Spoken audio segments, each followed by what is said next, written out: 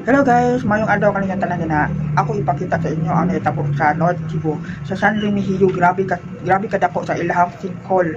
Grabe nakabukag. Sa tanan nga lugar, San Remigio ang pinakadako nga sinkhole. Paminawan ninyo guys, what this? Mao ni guys ang nahitabo sa sinkhole dito sa San Remigio, Cebu. Kalitan ni siya o kahugno. So grabe jud kalawom.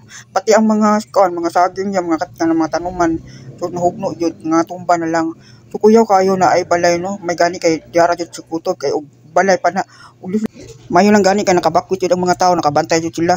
So mo niya ilang gipakita niya guys, o na may mga sagingan. So nabay isa ka balay duol sa Japon sa kanang sinkhole. So sa iyang nga balay, kanaay kanang kuan, kanang nangaguba.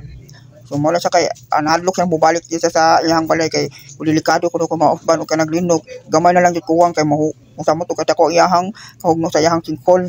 So grabe guys, dito na sa nahitabo sa San Remigio. So mo na iyang balay sa Luyo. So muna siya guys, pakita niya oh. Muna siya. So mag-amping na lang jud taon ta sa sunod. Dapat mag-ampo dito sa Ginoo. Ang Ginoo ra jud makahibalo ana sa tanan. So di na ninyo makalimtan. Ana lang jud guys. Bye bye.